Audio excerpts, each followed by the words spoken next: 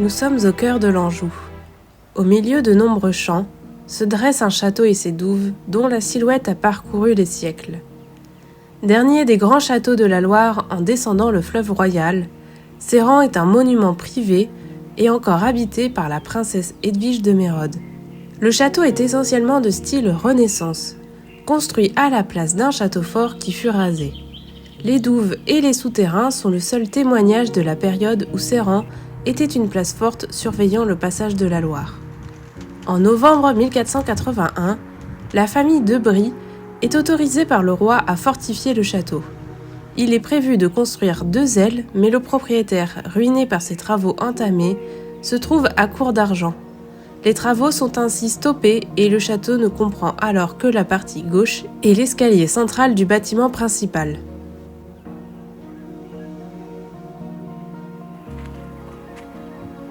Il faut attendre 1636 pour que Guillaume de Bautru, conseiller d'État et proche du cardinal de Richelieu, en devienne propriétaire. Il s'autoproclame alors baron de Serrans. Il décide de reprendre les travaux interrompus en respectant les plans d'origine. Prolongation de la façade, édification de la tour sud et des 2 ailes en retour. Le chantier continue tout au long du XVIIe et XVIIIe siècle et il sera enfin terminé vers 1720, soit 2 siècles après le début des travaux. En 1749, la famille de Bautru vend son château à François-Jacques Walsh, riche armateur nantais d'origine irlandaise, qui devient seigneur de Serrans en achetant le domaine et le château meublé. Cette acquisition par une famille étrangère a permis notamment à Serrans de traverser la Révolution française sans encombre. À ce moment de l'histoire, beaucoup de châteaux sont attaqués non seulement pour ce qu'ils sont, mais pour ce qu'ils symbolisent. Serrans n'est pas une forteresse du Moyen-Âge, et surtout la famille Walsh étant irlandaise, le château ne subira pas les foudres de la Révolution. Dès lors, le château ne sera plus jamais vendu et restera dans la même famille.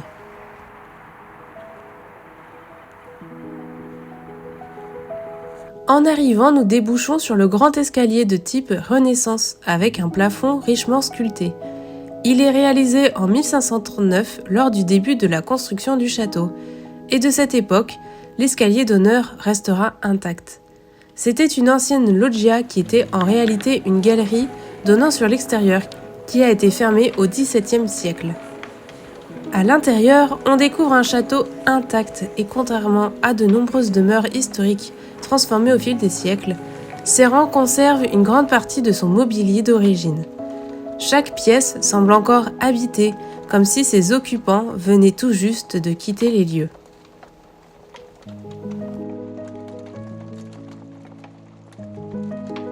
Nous voici dans la plus grande pièce du château, car elle fait à elle seule 150 mètres carrés.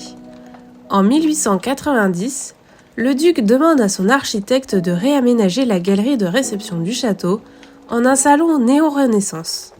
Le décor est pensé pour ébahir les invités reçus par le duc, car l'œil est attiré par le plafond à caissons ainsi que la cheminée monumentale.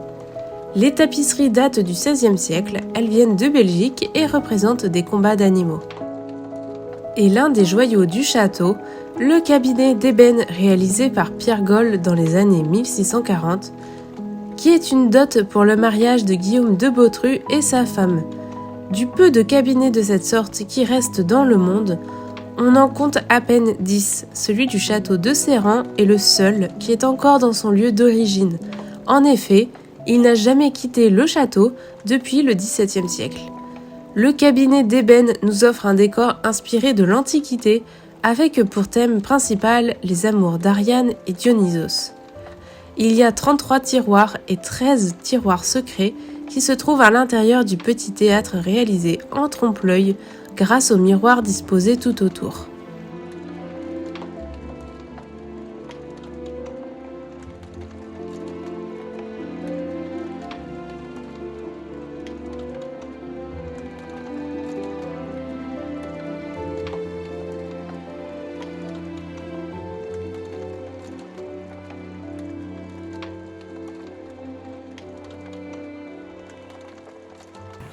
Pour cette vidéo, vous verrez un décor changeant entre certaines salles.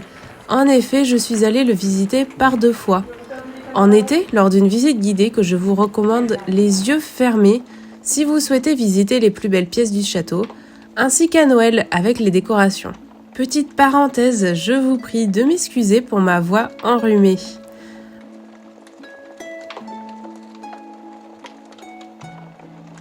Nous nous trouvons à présent dans la chambre Empire, l'une des pièces les plus emblématiques et les plus chargées d'histoire du domaine. Tout commence en 1808. La comtesse Walsh, propriétaire du château à cette époque, apprend la venue imminente de Napoléon Ier et de Joséphine de Beauharnais. Louise de Vaudreuil, alors dame d'honneur de l'impératrice Joséphine, est très proche de cette dernière. Le couple impérial, en route depuis Nantes vers Paris, doit s'arrêter ici pour un séjour prévu de 3 jours. Aussitôt, la comtesse commande en urgence un mobilier somptueux pour redécorer cette pièce et honorer dignement l'empereur. Des artisans parmi les plus prestigieux de l'époque sont mobilisés. Un ensemble exceptionnel mêlant acajou massif, dorure, sphinx, aigle impérial, souvenir de la campagne d'Égypte qui fascinait tant l'empereur. Arrivé au château, il est impressionné par l'escalier d'honneur Renaissance, mais une nouvelle urgente le frappe. L'empereur, furieux et pressé de regagner Paris, ne reste que finalement 2 heures, le temps d'un repas rapide et d'une discussion avant de repartir. La chambre préparée avec tant de soin restera intacte. En visite libre ou en visite guidée, vous pourrez apprécier dans ce château des pièces merveilleuses. Une quinzaine de salles sont ouvertes à la visite, mais je vous conseille vivement de choisir la visite guidée. Notre guide était d'une part absolument génial, mais aussi parce que vous verrez des trésors du château uniquement visibles avec la visite guidée, comme l'accès à la chambre Empire, l'époustouflante bibliothèque et aussi la chambre de la duchesse. Et je peux vous assurer que la bibliothèque vaut le coup à elle seule. Petit rappel également, je n'ai pas filmé toutes les pièces du château et le meilleur conseil que je puisse vous donner, c'est de tout simplement visiter cette bâtisse qui en vaut le détour.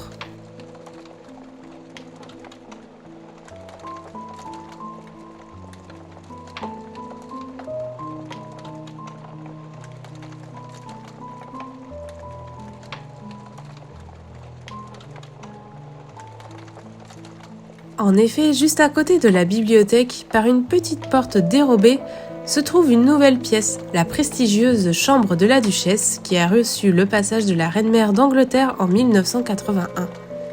Et comme tout bon château derrière une porte qui semble anodine, se trouve une pièce dont on ne soupçonnait même pas l'existence tant elle dénote avec le reste. Bienvenue dans l'intimité la plus précieuse du château de Serrans, la garde-robe de la princesse de Mérode, ce petit cabinet attenant à la chambre de la duchesse, véritable joyau de la belle époque. Cette pièce, baignée de lumière douce, orientée plein sud, offre une vue apaisante sur le parc à l'anglaise et l'une de mes préférées. Très clairement, j'aurais pu y rester des heures et des heures. Les boiseries blanches, délicatement sculptées, reflètent cette clarté naturelle et créent une atmosphère lumineuse, loin des salles d'apparat sombres du château. La princesse de Mérode l'a utilisé jusqu'en 2005 avec sa famille. Au centre, la cheminée en marbre clair est surmontée d'un grand tableau qui capte immédiatement le regard, un portrait de la duchesse de la Trémouille.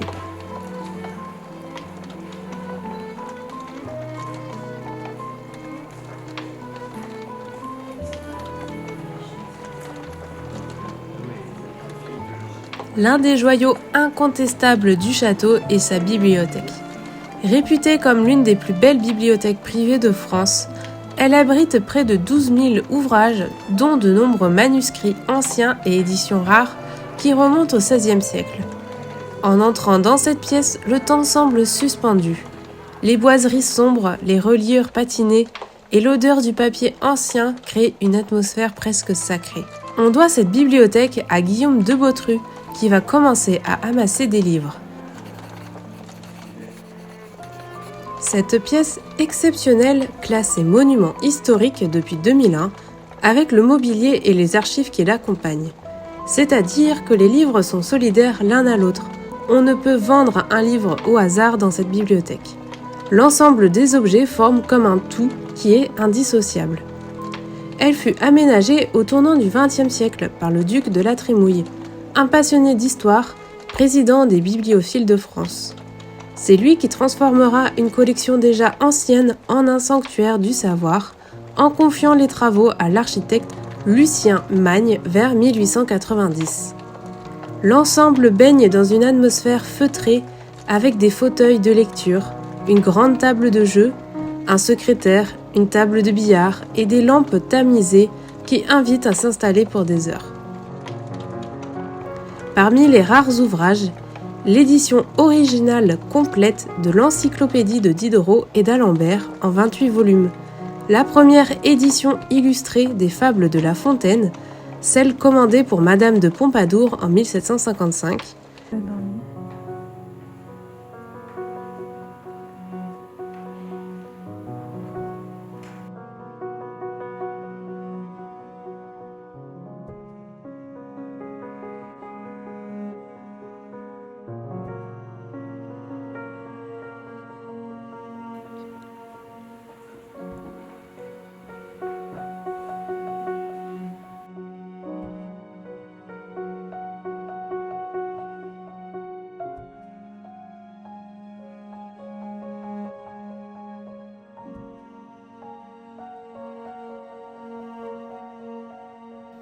allons explorer les parties communes des domestiques qui faisaient vivre le château quotidiennement. Et si on allait voir ce qu'il se passe en cuisine ? Installées dans une salle médiévale, elles surprennent par leur ampleur. Témoignage d'un mode de vie raffiné et luxueux, elles offrent un équipement complet et à la pointe du progrès dans ces années 1900. Batterie de cuisine, ustensiles, fourneaux, rôtissoirs, avec ses 8 fours et son système d'évacuation des fumées par un conduit souterrain, et symbolise la modernité de la fin du XIXe siècle.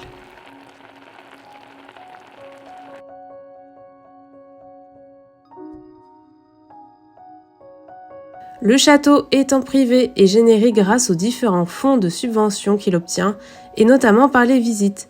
Si vous êtes dans le coin ou que vous planifiez un voyage au château de la Loire, je vous recommande vivement d'y passer faire un tour. Même si je vous tourne cette vidéo, vous y découvrirez de nombreuses autres pièces et c'est toujours un plaisir de voir de ses propres yeux ce bâtiment hors du commun.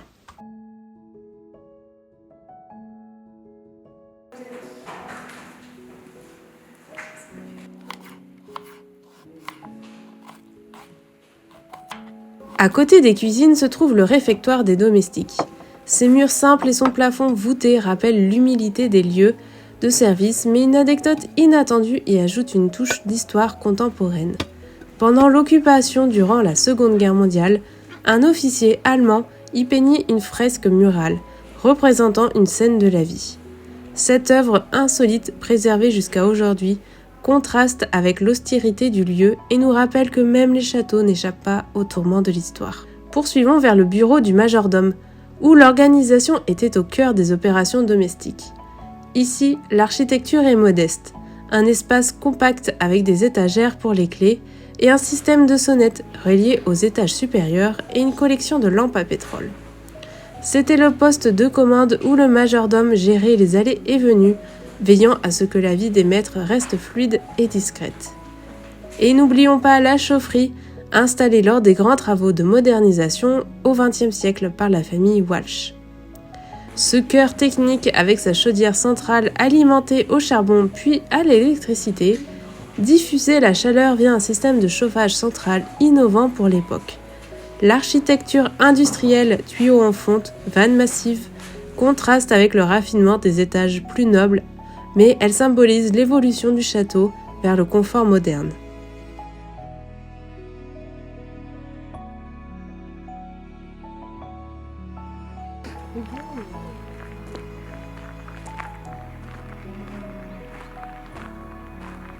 Après cette visite, nous nous sommes baladés dans le froid de l'hiver, dans le parc du château. J'ai d'ailleurs retrouvé une photo d'archives qui montre comment les années ont fait évoluer le parc et l'on peut voir que beaucoup de choses ont changé au niveau de la végétation, mais aussi au niveau du pont où se trouvaient deux énormes lions. J'espère en tout cas que cette vidéo vous aura plu et je vous dis à très vite pour de nouvelles aventures dans le temps.